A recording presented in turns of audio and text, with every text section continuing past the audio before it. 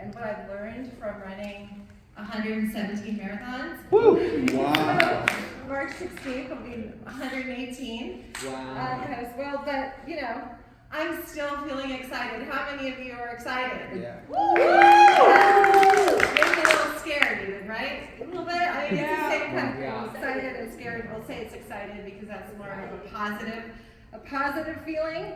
And I'm here to just tell you a little bit about my story for context so you can understand what I'm going to talk about and how to defy your limits. Okay, so when I was 42 years old, I was a single mom of two, had a full-time job as an accountant, and somehow I began this journey to run 52 marathons in 52 weeks. Wow. One marathon a week for a year. 1,362.4 miles. And I did that by one step, 1 mile, one marathon at a time. And you know, I'm an ordinary person, non-athletic.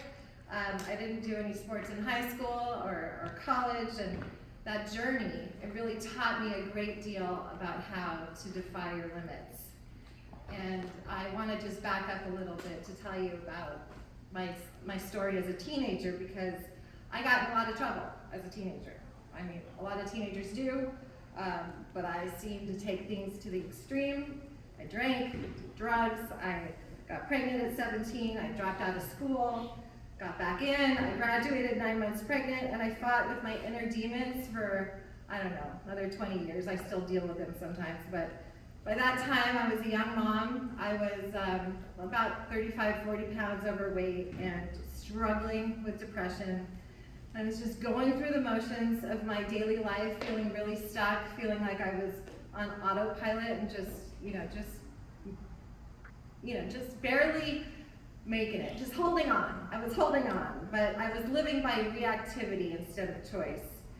And I don't know if you ever feel that way, like you're just reacting to everything and you feel like you're holding on to the back of the horse for dear life. So, but you know, I was still going, and around this time my parents said, you know, we're gonna take you on a trip to Hawaii. I'm like, awesome, like this is a sign, this is it. I'm gonna go on this trip and I'm gonna try to get healthy. I was fed up, I was done feeling like crap. And so on that first day when I got on the beach, I said I'm gonna go for a run, and I thought, great, I'm gonna go for about 20 minutes, you know, at home in California, I see all these groups running. I'm like, you know, I got this, right? So I set out for about a 20-minute run or so, and then I was breathing so hard, my heart rate was so high, I was just gasping for air, and I just sort of collapsed right there on the beach. And I felt like I was gonna die, but something inside me came alive. It felt like I was running from the darkness into the light, from clutter into clarity, from being unconscious to being conscious, and I didn't know, I couldn't see where I was running to. I just knew that I had to keep going. So when I returned back to LA, after that trip, I decided I would keep running.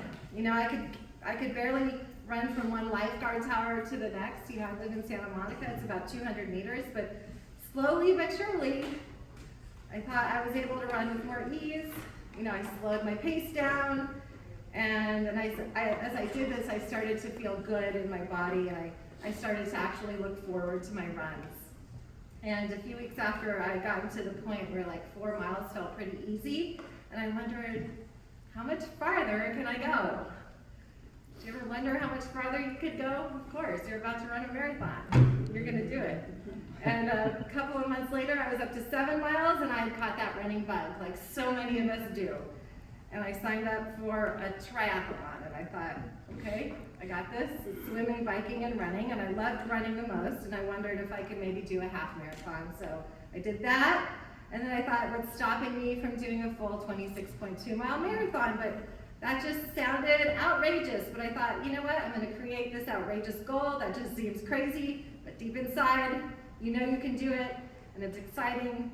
And so my training journey began with not nearly enough training, okay? I signed up for the marathon. I started training in January. Don't do that.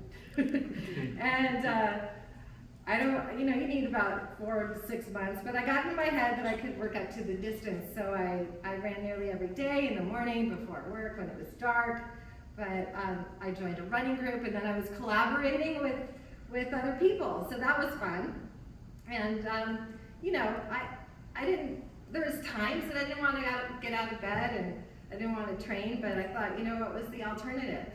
Go back to that old unhealthy life that I was living?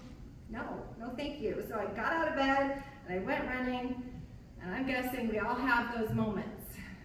But as I trained for this marathon, the extra weight I was carrying had started to melt away. I had more energy. It even helped to repair a difficult relationship that I had with my father, and for the first time he was really, really proud of what I was accomplishing. I was so excited, and I was filled with courage now. I was, telling everyone that we're going to be, I think it's less than 2% of the population will ever run a marathon, and we're going to be a part of that 2%. And I was telling everybody, and I ran that first marathon, and I finished it, but I made all the newbie mistakes. I went out too fast. I hit the wall at mile 12, and then I had to sort of run for the next 14 miles, and I made it. My friend came out to see me, my ex-husband actually, and he didn't even recognize me. So if I could just tell you now, take those first 6 miles really slow. There's a big hill at mile 4. There's a big hill at mile 5. So if you need to walk those hills, walk it. You'll be grateful. So hitting the wall in an endurance event is when you run out of glycogen, and it feels like you're in a car and you're pressing on the gas and you hear the engine rev, but nothing moves, nothing. So anyways, I got through it, one foot in front of the other. That's what you gotta do. And after that experience, I was sure I was one and done. That's it. Hit my goal, I'm out. You know that feeling, right? But then I got wind that there's these special marathons, like special marathons that you have to qualify for, like the Boston Marathon, the oldest and most prestigious marathon in the world. And so now I had this new challenge to motivate me, and my dad became my #1 fan. And I ran that marathon with the goal, I ran marathon after marathon actually to try to qualify for the Boston Marathon, which meant I had to run it under 3 hours and 50 minutes. Who did I think I was? I didn't even have proper training. I only had to take like an hour and a half off my time, but I was like, okay, I got this. I just kept running marathon after marathon thinking, I'm gonna get faster. I was kind of ignorant, I didn't know proper training, but I was committed and I was staying consistent. And within a few years, I had ran over 17 marathons, never even came close to running under 4 hours, but I would call my dad after every marathon, and he was just so proud. It was unbelievable to him what I was doing, running all these marathons, and he told all his friends. He even got up in the middle of a dinner party and was like, "That's my daughter!"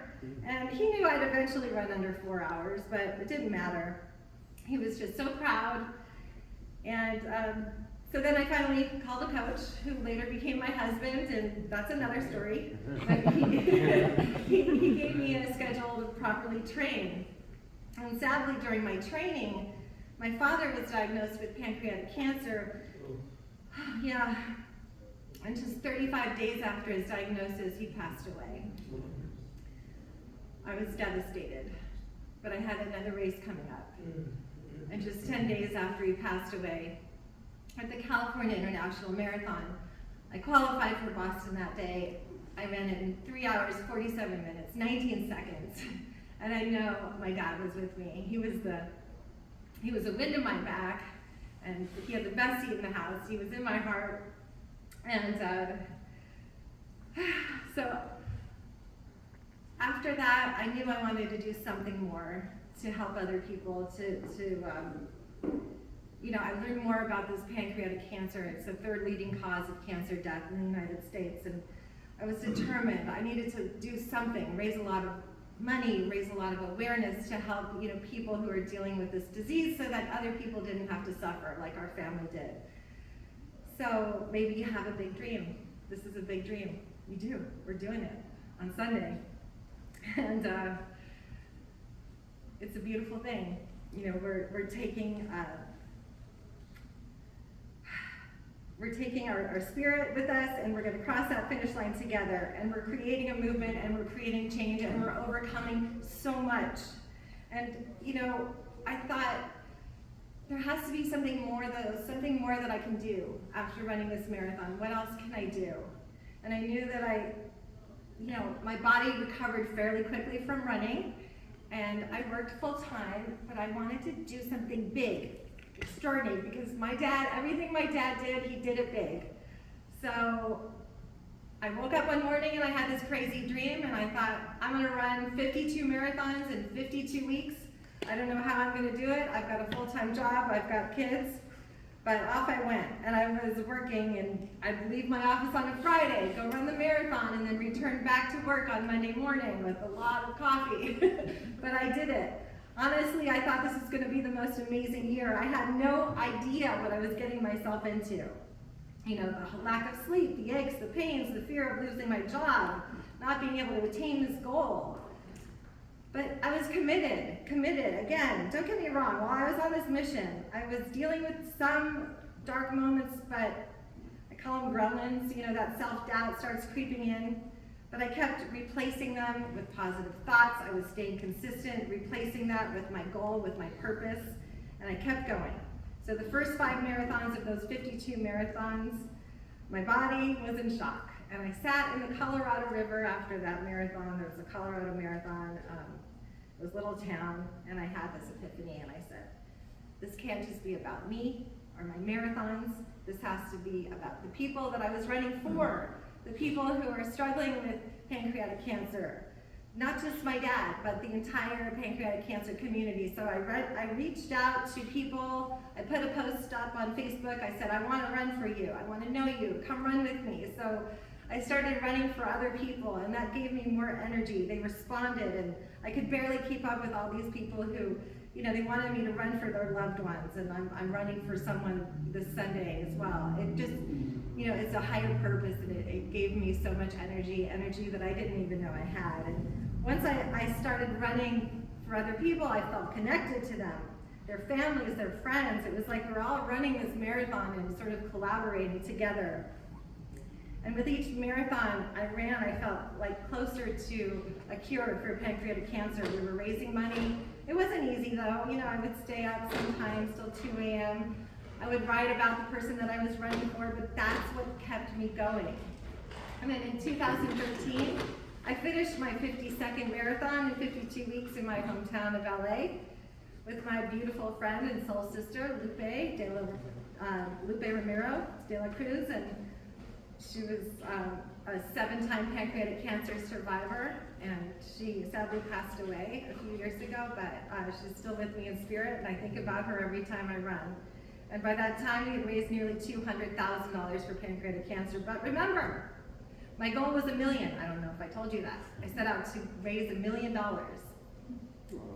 And little did I know, when I crossed that finish line, the Today Show, they actually came out and they filmed it, and they said, for Julie, the start of the 2013 marathon, the 2013 Los Angeles Marathon is actually the beginning of the end. But you know what? It wasn't. Little did they know, or I, that this was actually just the beginning of a 10-year journey to reach that $1 million goal. So you may be thinking, great, it's phenomenal what you did, Julie, but how is your story going to benefit my marathon? Well, let's break it down a little bit, because I have an idea.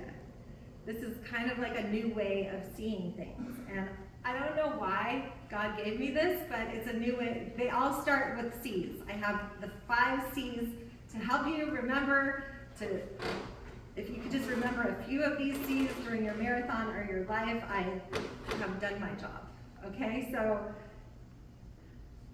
this is the way that I defied my limits. And here are the 5 C's that I've created to help you defy your limits. And the first one is create. And you've already done that. You've created this goal of running a marathon, right? It took me 19 times to qualify for the Boston Marathon, okay? 19 times. And in some ways it was even more sweet. So for your marathon, do you want to set a PR? Do you want to finish? Do you want to have fun? What is your goal? What is the goal that you want to create for this marathon? Okay, we can have, a lot of people talk about different goals, like A, B, and C goals. A goal you might want to create is first your time. If you find out that you're not, going to make that time, maybe your B goal is to come out under a certain hour. Like maybe you want to run under 6 hours. I want to run under 5 hours this time. So, and if that doesn't happen, your C goal can be just go out there and have fun and celebrate, especially if it's your first marathon. Don't even think about the time, just have a good time. Have a good time, okay? Create this goal of having a good time and you will. So there's A, B, and C goals that you can create. And the second C that I have come up with is committing. Commit to it. Commit to these goals. You've got this idea in your head, you've got these goals, you've got these dreams, whatever they are. And when I committed to running 52 marathons in 52 weeks, you know what? I was terrified. I was like, how do you decide to just go for it? I committed to run this marathon every week. And then I brought in a friend to help me because we don't have to do this alone. We're together in this. So I was committed. And I think something that we can all commit to on race day is the first 6 miles, okay? Remember that. The first 6 miles, commit to running those slowly, and you will thank yourself and your body when you do that. Take them slowly, take the hill slowly, commit to that, or commit to whatever it is you want to commit to for your race. Commit to that and stick to it, and then you'll have a great race. And the third C I've come up with is collaborate. So we're collaborating, right? We have this amazing team that we're running with. There is no way that I could have run those 52 marathons alone.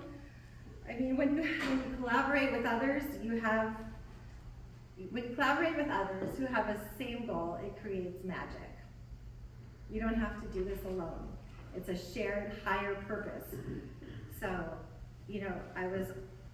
I had a friend because I was so kind of paralyzed from this big goal that would help me sign up for the marathons. People will help you. Look around you when you're on the course. People will help you. Look at the crowd. You can get energy from the crowd. People are going to be handing you water. People are going to be cheering for you. Collaborate with everyone. Look at your teammates. You all have this beautiful, similar goal, and we're all keeping each other accountable. Maybe it could be God, your friend, your coach. You're really already collaborating now, and I applaud you, and we are really just halfway there. We're just going to celebrate race day. Okay, we're almost there, but we've got to have my fourth C, which is courage. Okay, courage is so important. Now that we're collaborating and we've got partners, we've got partners. It gives you actually more courage. It becomes easier because you've got someone to be with you. It can feel scary, but courage has genius and magic in it. You face a situation fearlessly. There is no situation to face. It falls away with its own weight.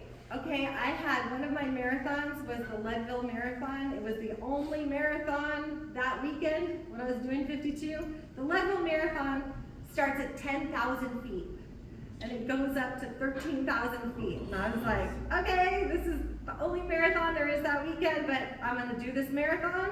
I was gonna run up this mountain. I summoned up the courage and I went for it, and miraculously it worked out.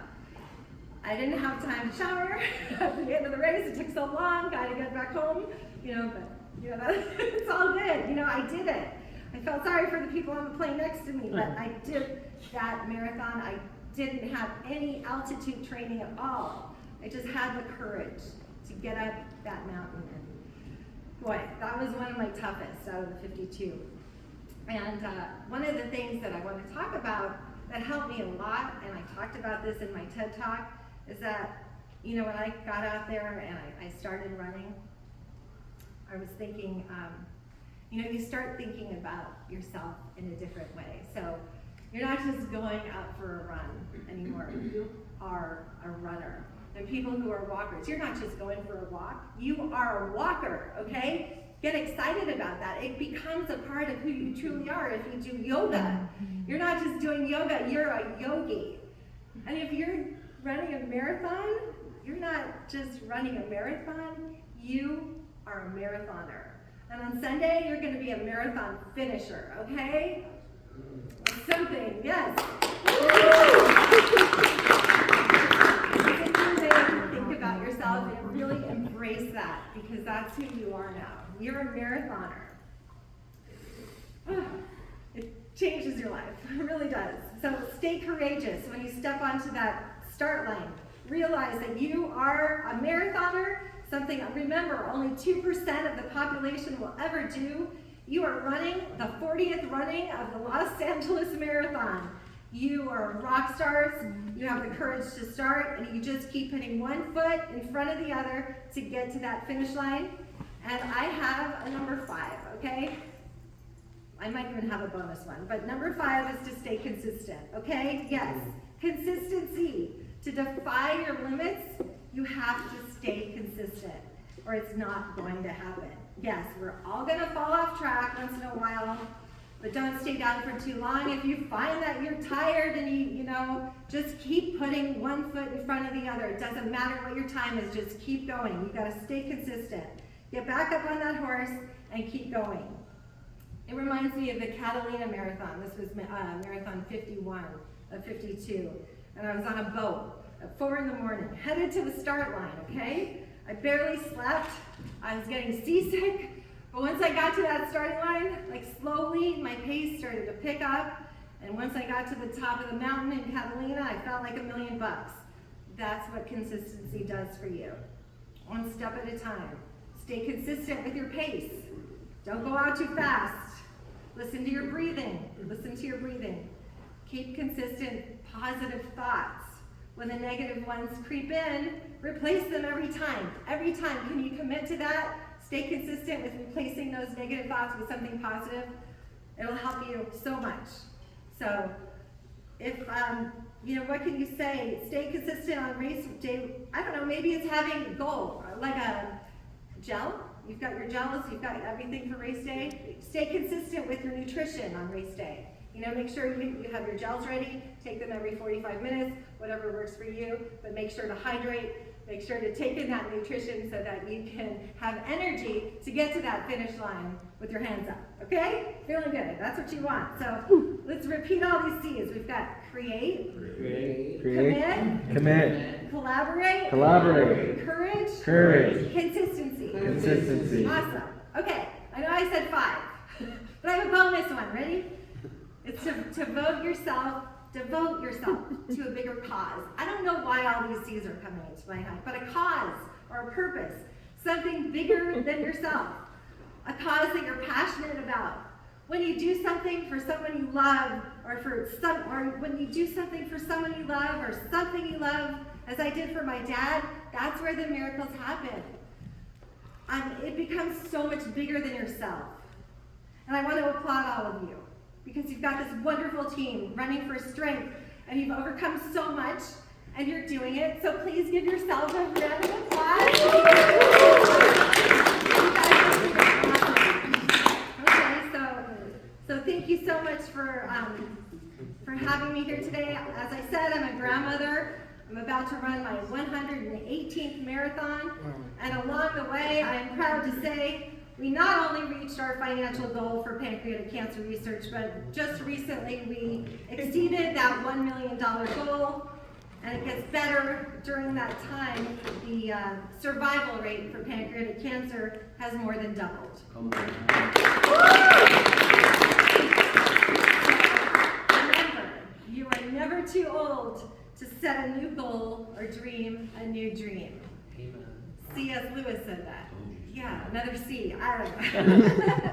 So visualize your race, have an amazing marathon, and I hope to see you out there and know that I'm with you in spirit, and remember, you got this. Yeah.